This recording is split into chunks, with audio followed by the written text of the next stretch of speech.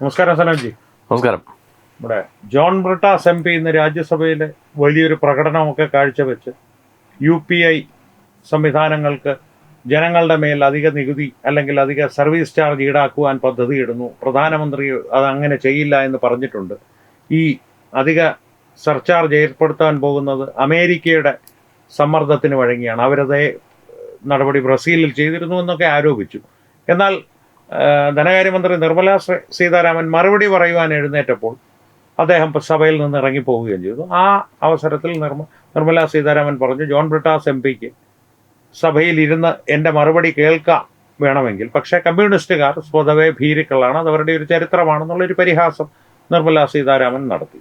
ഇതിന് ഒരു പ്രതികരണം എന്ന വണ്ണം സഭയ്ക്ക് പുറത്തെത്തിയ ജോൺ ബ്രിട്ടാസ് പറഞ്ഞ കാര്യങ്ങൾ UPI ബില്ലുമായിട്ട് യാതൊരു ബന്ധവുമില്ലായിരുന്നു. അമിത്ഷാ 16 ദിവസങ്ങളായി സഭയിലെത്തിയിട്ടില്ല, ഭീരുവാണ്. നമ്മുടെ വീർ സവർക്കർ, ബ്രിട്ടീഷുകാരോട് മാപ്പിരുന്ന് ബൂട്ട് നക്കിയ വീർ സവർക്കറുടെ പിൻഗാമികളാണ് കമ്മ്യൂണിസ്റ്റുകാരെ ഭീരുക്കളെന്ന് വിളിക്കുന്ന പതിവ് ഷോ മലയാള മാധ്യമങ്ങൾ മാത്രമേ ഉണ്ടായിരുന്നുള്ളൂ. ദേശീയ മാധ്യമങ്ങളുടെ ഒരു മൈക്ക് പോലും ഈ പ്രസ്താവനകൾ നടത്തുമ്പോൾ അല്ലെങ്കിൽ ഈ ഇത്തരത്തിലൊരു ആരോപണങ്ങൾ നടത്തുമ്പോൾ ബ്രിട്ടാസിന് മുമ്പിൽ ഉണ്ടായിരുന്നില്ല. എങ്ങനെ കാണുന്നു ഇതിനെ? അല്ല, ഇത് ഒരുതരം മാനസിക രോഗമെന്ന് നമുക്ക് ഒറ്റ വാക്കിൽ പറയേണ്ടി വരും. കാര്യം ഇതേ രോഗം ഉണ്ടായിരുന്ന മറ്റൊരു വ്യക്തി നമ്മുടെ ഭാരതത്തിൽ തന്നെ ഉണ്ട്. മറ്റാരുമല്ല, നമ്മുടെ രാഹുൽ ഗാന്ധി. അദ്ദേഹം ഒരു വർഷം മുമ്പ് വരെ അദ്ദേഹം ഈ വീര സവർക്കറിനെ തൊട്ടതിനും പിടിച്ചതിനും എല്ലാം ഇങ്ങനെ കുറ്റം പറയുന്ന ഒരു സ്വഭാവം അദ്ദേഹത്തിനുണ്ടായിരുന്നു. പക്ഷേ അദ്ദേഹം പ്രതിനിധാനം ചെയ്യുന്ന പാർട്ടിയിലുള്ള ആൾക്കാർ തന്നെ വീര സവർക്കറിനെ എങ്ങനെയാണ് നോക്കിക്കണ്ടിരുന്നതെന്നുള്ളത് ഭാരതത്തിൻ്റെ ചരിത്രത്തിൻ്റെ ഭാഗമാണ്, ഇല്ലേ? അപ്പോൾ അതെല്ലാം മറന്നുകൊണ്ട് ഈ കിട്ടാവുന്നിടത്തെല്ലാം വീര സവർക്കറിനെ ഇത്തരത്തിൽ തേജോവധം ചെയ്യുന്ന രാഹുൽ ഗാന്ധിയുടെ ഒരു സ്ഥിരം പാറ്റേൺ അത് കണ്ട് അവസാനം കോടതി പറഞ്ഞു, ഈ ധീരസേനാധി എന്താ പറയാൻ, നമ്മുടെ സ്വാതന്ത്ര്യത്തിന് വേണ്ടി പോരാടിയ ധീര സ്വാതന്ത്ര്യ സമര സേനാനികളെയൊക്കെ ഇത്തരത്തിൽ അധിക്ഷേപിക്കുന്നത് സ്വമേധയാ കോടതിക്ക് കേസെടുക്കാം എന്നുള്ള ഒരു രീതിയിലൊരു കാര്യം വന്നു. അതോടുകൂടിയാണ് നമ്മുടെ പപ്പക്കുട്ടൻ്റെ അത്തരത്തിലുള്ള പ്രസ്താവനകൾക്ക് ഒരു അന്ത്യം വന്നത്, ഒരു വിരാമം ഇട്ടത്. പറഞ്ഞതുപോലെ ഇനി അടുത്ത പണി വരാൻ പോകുന്നത് ബ്രിട്ടാസിനാണ്. ഇപ്പോൾ ഇവരെല്ലാവരും ഇപ്പോൾ ഇതിൻ്റെ പുറത്ത് നിന്ന് സെൽഫി എടുക്കുക. കഴിഞ്ഞ ദിവസം റഹീമിൻ്റെ ഒരു വീഡിയോ നമ്മൾ കണ്ടതാണ്. അപ്പോൾ ഈ പാർലമെൻറ്റ് വളപ്പിൽ ഇങ്ങനെ സെൽഫി എടുക്കാൻ അതിനുള്ള ഒരു സ്വാതന്ത്ര്യമുണ്ടോ? ഒരു അവിടുത്തെ പ്രോട്ടോക്കോൾ അനുസരിച്ച് അത് ചെയ്യാൻ പറ്റുമോ എന്നുള്ളത് മറ്റൊരു ചോദ്യമാണ്. അപ്പോഴാണ് ഇത്തരത്തിലുള്ള ചില വില കുറഞ്ഞ പ്രസ്താവനകളുമായി ബ്രിട്ടാസ് ഉൾപ്പെടെയുള്ളവർ രംഗത്ത് വന്നിരിക്കുന്നത്. ഇത് അറിയാമല്ലോ, ഒരു കമ്മ്യൂണിസ്റ്റുകാരുടെ സ്ഥിരം പാറ്റേൺ എന്നതിൽ കവിഞ്ഞത് ഇതിനെ മറ്റൊരു രീതിയിൽ കാണേണ്ടതില്ല എന്നാണ് എൻ്റെ അഭിപ്രായം. അല്ല, അതിന് ഒരു മറുവശമുള്ളത്, ബ്രിട്ടാസ് ഇപ്പോൾ പറയുന്നത് തത്വത്തിൽ EMSനെ തന്നെ തള്ളിക്കളയുന്നതിന് തുല്യമാണ്. കാരണം EMS അദ്ദേഹത്തിന്റെ പുസ്തകത്തിൽ വീർ സവർക്കറെ വാഴ്ത്തി എഴുതിയിട്ടുണ്ട്. 1857 ശിപ്പായി ലഹളയെ തള്ളിക്കളയുവാൻ ബ്രിട്ടീഷുകാർ ഒരിക്കലും തള്ളിക്കളയാൻ കഴിയാത്ത ഒരാളാണെന്നാണ് പറഞ്ഞത്. അതിനെ സ്വാതന്ത്ര്യ സമരമാക്കി തീർത്തതും അതിനുശേഷം ഒരു ധീരമായ വിപ്ലവം നയിച്ചതുമായിട്ടുള്ള ഒരു സ്വാതന്ത്ര്യ സമര സേനാനിയാണ് വീർ സവർക്കർ എന്ന് EMS പറഞ്ഞിട്ടുണ്ട്, ഇന്ദിരാഗാന്ധി പറഞ്ഞിട്ടുണ്ട്, കമ്മ്യൂണിസ്റ്റ് പാർട്ടിയിലെ മുൻകാല നേതാക്കൾ. അല്ല അവിടെ ഒരു കാര്യമുണ്ട് മനോജ്. കാര്യം EMSഉം എന്തോ പഴയ കമ്മ്യൂണിസ്റ്റ് AKG ഒക്കെ വിഭാവന ചെയ്ത ഒരു കമ്മ്യൂണിസ്റ്റ് പ്രസ്ഥാനമല്ല ഇന്ന് കേരളത്തിൽ. ഇന്ന് കമ്മ്യൂണിസ്റ്റ് പ്രസ്ഥാനം അത് അവർ ഇത് രൂപകൽപ്പന ചെയ്തത് ഈ മുതലാളിമാരുടെ ചൂഷണത്തിനെതിരെ തൊഴിലാളികൾക്ക് പടപൊരുതാൻ അല്ലെങ്കിൽ പിടിച്ചു നിൽക്കാൻ ഒരു സോഷ്യലിസ്റ്റ് റവല്യൂഷണറി പാർട്ടി അല്ലേ, ആ രീതിയിലൊരു അത്തരത്തിലുള്ള ഒരു സമീപനമാണ് അവർ കൈക്കൊണ്ടിരുന്നത്. പക്ഷേ ഇന്നിപ്പോൾ ഇതിൻ്റെ അവസ്ഥ എന്ന് പറഞ്ഞാൽ ഈ മുതലാളിമാരെക്കാളും വലിയ കുത്തക മുതലാളിമാരായി മാറിയിരിക്കുകയാണ് കമ്മ്യൂണിസ്റ്റുകാരന്മാർ. കമ്മ്യൂണിസ്റ്റ് പാർട്ടി ഒന്നടങ്കം ഏറ്റവും വലിയ കോർപ്പറേറ്റ് ബിസിനസ്സായി മാറിയിരിക്കുകയാണ് പാർട്ടി. പിന്നെ ബ്രിട്ടീഷുകാരുടെ ശുഭനക്കികളെന്ന് പറയുന്നു, അതാരായിരുന്നു ബ്രിട്ടീഷുകാരുടെ ശുഭനക്കികളെന്ന് യഥാർത്ഥ ചരിത്രം പരിശോധിച്ചാൽ മനസ്സിലാകും. ദേശാഭിമാനി തുടങ്ങുവാനുള്ള ലൈസൻസ്, കറണ്ട് തുടങ്ങിയ കാര്യങ്ങൾ എങ്ങനെ ലഭിച്ചു? ബ്രിട്ടീഷുകാർക്ക് കോൺഗ്രസ്സുകാരുടെ ട്രേഡ് യൂണിയൻ പ്രവർത്തനങ്ങൾ, അന്നത്തെ സ്വാതന്ത്ര്യ സമര സേനാനികളുടെ ട്രേഡ് യൂണിയൻ പ്രവർത്തനങ്ങൾ തങ്ങളുടെ ഗുണ്ടകളെ ഇറക്കി തങ്ങൾ പൊളിച്ചു എന്ന് എഴുതി കൊടുത്തതിൻ്റെ പ്രതിഫലമായിട്ടാണ് ദേശാഭിമാനി തുടങ്ങുവാനുള്ള ലൈസൻസും കറണ്ടും എല്ലാം ലഭിച്ചത്. അപ്പോൾ ആരായിരുന്നു ശുഭനക്കികളെന്നുള്ളത് ബ്രിട്ടാസ് ഒന്ന് സ്വയം തിരിഞ്ഞു നോക്കുന്നത് നന്നായിരിക്കും. തന്നെയുമല്ല, പലപ്പോഴും പല ആരോപണങ്ങളായിട്ടുള്ളത് കമ്മ്യൂണിസ്റ്റുകാർ പലപ്പോഴും ബ്രിട്ടീഷുകാരുടെ വിനോദങ്ങൾക്ക് വേണ്ടിയിട്ട് വീട്ടുകാരികളെ ഡാൻസ് ചെയ്യാനും പാട്ട് ചെയ്യാനും, മറ്റൊന്നും ഞാൻ ആരോപിക്കുന്നില്ല, ഇത്തരത്തിലുള്ള എൻ്റർടൈനേഴ്സായിട്ട് വിട്ടു നൽകിയിരുന്നു എന്നുള്ളൊരു ആരോപണവുമുണ്ട്. ഇത്തരത്തിലുള്ള ആരോപണങ്ങളൊക്കെ തെളിവുകളില്ലാതെ ആരെങ്കിലും അവർക്ക് നേരെ ഉന്നയിച്ചാൽ അവരുടെ മറുപടി എന്താവും? വീർ സവർക്കറുടെ കാര്യത്തിലാണെങ്കിൽ തെളിവുകളില്ല എന്ന് മാത്രമല്ല, മറുവശത്തുള്ള ഒരു യാഥാർത്ഥ്യം, ഇതിന് നേരെ വിരുദ്ധമായിട്ടുള്ളൊരു യാഥാർത്ഥ്യം നമ്മുടെ മുൻപിലുണ്ട് താനും.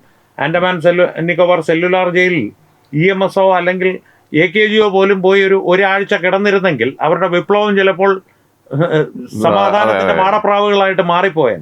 ബ്രിട്ടാസിന് ചരിത്രം അറിയില്ല എന്ന് നമുക്ക് പറയുവാൻ കഴിയില്ല, പക്ഷെ മനഃപൂർവ്വം ചില വസ്തുതകൾ അല്ലെങ്കിൽ തന്നെ ഈ ബ്രിട്ടാസ് ഇപ്പം വഴിയെ പോകുന്ന മാരണങ്ങളൊക്കെ ഏണി വെച്ച് പിടിച്ച് വാങ്ങിക്കുന്നത്. കഴിഞ്ഞ ആഴ്ചയാണ് ഒരു MP വായിന്ന് അമ്മയ്ക്ക് വിളി കേട്ടത്. അതെ, നമ്മുടെ തമ്പിദുരൈ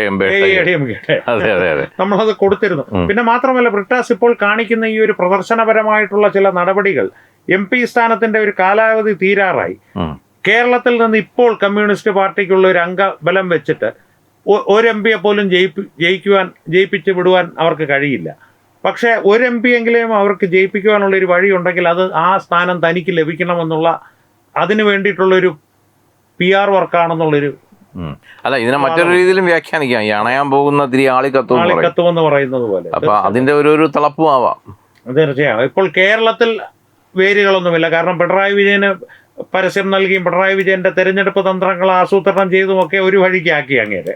ഇപ്പോൾ ഡൽഹിയിലാണ് കച്ചവടവുമായി ഇറങ്ങിയിരിക്കുന്നത്. അടിസ്ഥാനപരമായിട്ടൊരു എനിക്ക് പലപ്പോഴും തോന്നിയിട്ടുള്ളത്, ഈ സനോജി പറഞ്ഞതുപോലെ തമ്പിദുരയുടെ വായിൽ നിന്ന് നിങ്ങളുടെ അമ്മ എന്നുള്ള അത് കേൾക്കുവാനുള്ള പിന്നിലിരുന്നുള്ള ഒരു ചൊറിച്ചിലെന്ന് പറയുമല്ലോ മലയാളികൾ, ആ ചൊറിച്ചിൽ നടത്തുന്നത് പഴയ ഒരു SFIക്കാരിൽ നിന്ന് 1 ഇഞ്ച് പോലും ബ്രിട്ടാസ് വളർന്നിട്ടില്ല എന്ന് വേണം, മാനസികമായിട്ടും അല്ലെങ്കിൽ ബൗദ്ധികമായിട്ടും, അല്ലേ? എന്നല്ലേ? അല്ലെങ്കിലും ഈ കമ്മ്യൂണിസ്റ്റ് പ്രസ്ഥാനത്തിലേക്ക് നോക്കുമ്പോൾ SFI ആയാലും DYFI ആയാലും ഇനി CPM ആയാലും ഇതിൽ പ്രകടമായ വ്യത്യാസമൊന്നുമില്ല. ഇവിടെ ജയിക്കും, അവിടെ ബ്രിട്ടാസ്, അത്ര വ്യത്യാസം. സ്വരാജ് മൂത്ത് പിണറായി ആകും, അത്രേ ഉള്ളൂ. അല്ലാതെ വേറെ വലിയ ചേഞ്ചസ് ഒന്നും അതിനകത്ത് വരാറില്ല. അതെ. അപ്പോൾ എന്തായാലും ജേക്ക് മൂത്ത് സ്വരാജ് ആവും, സ്വരാജ് മൂത്ത് പിണറായി ആവും. ബ്രിട്ടാസിന് മൂത്ത് ആരാവും എന്നുള്ളത് കണ്ടറിയണം. തന്നെയുമല്ല, ഇവരുടെ തന്നെ മഹാരാഷ്ട്രയിലുള്ള ബ്രാഞ്ച് കമ്മിറ്റിയും ഒക്കെ സവർക്കറുടെ ജന്മദിനവും. അല്ല, ഈ ബ്രിട്ടാസ് നോക്കുമ്പോ ഡൽഹി പോയ അല്പസ്വല്പം ഷോ ഓഫ് ഇറക്കിയ നാഷണൽ മീഡിയാസിലൊക്കെ ഒന്ന് നിറഞ്ഞു നിൽക്കാം. മറ്റത് ഈ മറ്റു കുറെ ചാനലുകൾ മാറ്റി പോകുമ്പോൾ അതിൻ്റെ ഇടയിൽ എങ്ങനെയോ വന്ന് പെടുന്ന ഒരു കൈരളിയിൽ മാത്രമാണ് നമ്മൾ ബ്രിട്ടാസിന് അല്ലാതെ നമുക്ക് കാണാൻ കിട്ടുക. അപ്പം ബ്രിട്ടാസ് നോക്കുമ്പോൾ അതിനേക്കാളും നല്ല വ്യൂവർഷിപ്പ് ഇതിനുണ്ട്. അപ്പൊ എന്തുകൊണ്ട് അത് വിട്ടിട്ട് ഇതിലോട്ട് വന്നുവിടാന്നുള്ള ഒരു സ്വാഭാവികമായ ചിന്ത കൂടി ഉണ്ട് അദ്ദേഹം. അതെ, പക്ഷെ അതിന്റെ ഒരു പ്രശ്നം എന്ന് പറഞ്ഞു കഴിഞ്ഞാൽ ചിലപ്പോൾ ഈ ദേശീയ ചാനലുകളിൽ റിപ്പോർട്ടറായിട്ട് വന്ന് മുൻപിൽ നിൽക്കുന്നവർ ചിലപ്പോൾ ദേശീയവാദികളായിരിക്കും. അവർ ചിലപ്പോൾ തിരിച്ച് ചോദ്യങ്ങൾ ചോദിക്കും. അങ്ങനത്തെ അപകടം അവിടെ കിടപ്പുണ്ട്. പിന്നെ ബ്രിട്ടാസിന് ഒന്നുമില്ലെങ്കിൽ ഇംഗ്ലീഷിൽ പറഞ്ഞിരിക്കാനുള്ള ഒരു സാമാന്യ വിവരമുണ്ട്. റഹീമൊക്കെയാണ് പെട്ടുപോകുന്നത്. തീർച്ചയായിട്ടും. എന്തായാലും ഈ ബ്രിട്ടാസിന്റെ പോലുള്ള ഈ വിവരക്കേടുകൾ ഇനിയും തുടർന്നുകൊണ്ട് തന്നെ ഇരിക്കും. അതെന്തായാലും റഹീം സത്യം പറഞ്ഞ ഇംഗ്ലീഷ് പറയാൻ പഠിക്കുകയാണ് ഇപ്പൊ. അതെ, പക്ഷെ അദ്ദേഹത്തിനെ അഭിനന്ദിക്കണം. കാരണം എഴുതിക്കൊണ്ടായാലും കഷ്ടപ്പെട്ടൊക്കെ ആണെങ്കിലും വായിക്കുന്നുണ്ട്. പറഞ്ഞു ഫലിപ്പിക്കാനുള്ള അദ്ദേഹത്തിന്റെ ഒരു വ്യഗ്രത അത് കാണാതെ പോകുന്നു. അതെ, പക്ഷെ ഒറ്റ പ്രശ്നമേ ഉള്ളൂ, എഴുതി വെച്ച പേപ്പർ ചിലപ്പോൾ മാറിപ്പോവാറുണ്ട്. ഈ കഴിഞ്ഞ ദിവസം രാജ്യസഭയിൽ തന്നെ സംഭവം നടന്നിരുന്നു. കാരണം ഒരു വിഷയത്തെക്കുറിച്ച് ചർച്ച നടന്നു, കേരളം എന്ന ബില്ലോ മറ്റോ ചർച്ച ചെയ്തുകൊണ്ടിരിക്കുന്നപ്പോൾ റഹീം എഴുതി കൊണ്ടുവന്ന പേപ്പർ ബീഹാറിൽ AK-47 ഉപയോഗിച്ചു എന്നുള്ള സാധനമാണ്. സ്പീക്കർ പറഞ്ഞു, ഇരിക്കൂ ദയവീത്, ഇത് വിഷയവാദമൊന്നുമല്ല, ഐക്കൂട് എന്ന് പറഞ്ഞ് ഇരിക്കാൻ പറഞ്ഞു. അപമാനിതനായി. പിന്നെ റഹീമിന് അതൊന്നും ഒരു പുത്തരി അല്ലാത്തത് കൊണ്ട് അദ്ദേഹം അത് ആ സെൻസിൽ എടുത്തു കാണും. സ്ഥിരം അപമാനം ഏറ്റുവാങ്ങുന്നവർക്ക് എന്ത് അപമാനം. ബൈജു ഏതൊരു സിനിമയിൽ പറയുന്ന പോലെ അപമാനത്തിന് തന്നെ ഒരു അപമാനമാണ് എന്ന് പറയുന്ന തരത്തിലേക്കാണ് കമ്മ്യൂണിസ്റ്റുകാർ പോകുന്നതെന്ന് പറയാതിരിക്കാൻ വയ്യ. പക്ഷെ ഇതിന്റെ എല്ലാം പേരിൽ ബ്രിട്ടാസിനെ കമ്മ്യൂണിസ്റ്റുകാരൻ എന്നുള്ളവരിൽ നിന്ന് കേരളത്തിൽ നിന്നുള്ള കമ്മ്യൂണിസ്റ്റുകാരനാണ് അവിടെയുള്ളവർ പറയുന്നത്. കേരളത്തിനും കൂടിയാണ് അപമാനം.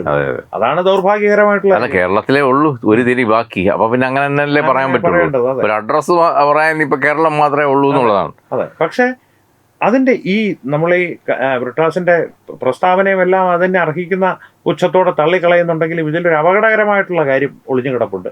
UPI ട്രാൻസാക്ഷൻ സംബന്ധിച്ച് ഇവർ പ്രചരിപ്പിക്കുന്ന നുണകൾ അത് പലരിലും ആശങ്ക ഉണ്ടാക്കുന്നുണ്ട്. ഇടക്കാലത്തേക്ക് SBI പൊളിയുന്നു, UPI അത്ര പോരാ തുടങ്ങിയ പ്രചരണങ്ങൾ വന്നിരുന്നു. കാരണം ഭാരതം ഇന്ന് ഡിജിറ്റൽ പേയ്മെന്റിന്റെ കാര്യത്തിൽ വളരെ ശക്തമായിട്ട് അന്യരാജ്യങ്ങൾക്ക് പോലും കൈമാറാൻ തയ്യാറായി നിൽക്കും. നമ്മൾ മലയാളത്തിൽ പൊതുവെ പറയുന്ന ഒരു വാചകമുണ്ട്, ഫ്രേസുണ്ട്, തിന്നുകയില്ല തീറ്റിക്കുകയില്ല എന്ന് പറയും. പശുവിനെ കൊണ്ട് തീറ്റിക്കുക എന്ന് പറഞ്ഞതുപോലെയാണ്. ഇവരൊട്ട് ചെയ്യത്തുമില്ല. ഇനി ആരെങ്കിലും ചെയ്യാൻ അതിന് മുതിർന്നു കഴിഞ്ഞാൽ അതിന് ഈ എട്ടാപ്പോക്ക് ന്യായം പറഞ്ഞുകൊണ്ട് അതിനെ പരമാവധി തടസ്സപ്പെടുത്തുക, അതിനെ ഈ പറഞ്ഞതുപോലെ കുഴപ്പങ്ങൾ ഉണ്ടാക്കുക. എന്തായാലും ബ്രിട്ടാസ് ഈ വീര സവർക്കറിനെ തൊട്ട് കളിച്ച കാര്യത്തിൽ കണ്ടറിയണം കോശി എന്തായിത്തീരും എന്നുള്ളത്. അത് വളരെ സീരിയസ് ആയിട്ട് വരുമെന്നാണ് നമ്മളിപ്പോൾ അറിയുന്നത്. കോടതി സ്വമേധയാ കേസെടുക്കുമെന്ന് നേരത്തെ പപ്പുവിന്റെ കാര്യത്തിൽ പറഞ്ഞതുകൊണ്ട് തന്നെ ഇത് വേണമെങ്കിൽ കോടതിക്ക് ഇപ്പോൾ സ്വമേധയാ കേസെടുക്കാം എന്നുള്ളൊരു സിറ്റുവേഷനിലാണ് എത്തി നിൽക്കുന്നത്. അപ്പം അതും കൂടെ ടാക്കിൾ ചെയ്യാനുള്ള ഒരു ബുദ്ധി സാമർഥ്യം ബ്രിട്ടാസിന് ഉണ്ടാകും എന്ന് വിചാരിക്കുന്നു. അതെ, ഇനിയിപ്പോൾ മുൻകൂർ ജാമ്യം എടുക്കുവാനും എന്നെ പീഡിപ്പിക്കുന്നു എന്ന് പറഞ്ഞ് കരഞ്ഞ് കുറച്ച് സിമ്പതി നേടുവാനും ഒക്കെ ശ്രമിക്കാം, അല്ലെങ്കിൽ അകത്ത് പോയി കിടക്കാം. എന്താകും സനോജി പറഞ്ഞ പോലെ കോശിയുടെ വിധി എന്നുള്ളത് കണ്ടറിയാം നമുക്ക്. അവിടുത്തെ മുണ്ടൂർ മാടന്മാർ പിടിമുറുക്കിയാൽ വാരിയെല്ലാം ഒടിഞ്ഞ് ഹൃദയത്തിൽ കയറി ബ്രിട്ടാസിന്റെ രാഷ്ട്രീയ ഭാവി ഊർജ്ജശ്വാസം വലിക്കും. അക്കാര്യത്തിൽ ഒരു തീരുമാനമാകും. എന്താകുമെന്ന് കണ്ടറിഞ്ഞ് കാണാം. അപ്പോൾ എന്തായാലും വളരെ നന്ദി സനോജി. മറ്റൊരു വിഷയമായി വീണ്ടും കാണാം. നന്ദി, നമസ്കാരം. നമസ്തേ. HIV അണുബാധ സന്തോഷപൂർണമായ ഒരു ജീവിതത്തിന് തടസ്സമല്ല. HIV അണുബാധയ്ക്ക് ഫലപ്രദമായ ചികിത്സ ഇന്ന് ലഭ്യമാണ്. ഇതിന് യഥാസമയം അണുബാധ കണ്ടെത്തുന്നതും കാലേക്കൂട്ടി ചികിത്സ നടത്തേണ്ടതും അത്യാവശ്യമാണ്. സൗജന്യമായ ചികിത്സയും മാർഗനിർദ്ദേശങ്ങളും സർക്കാർ ആശുപത്രികളിലെ ART അഥവാ ഉഷസ് കേന്ദ്രങ്ങളിൽ ലഭ്യമാണ്. ആരോഗ്യ സംരക്ഷണം ഓരോരുത്തരുടെയും ഉത്തരവാദിത്തമാണ്.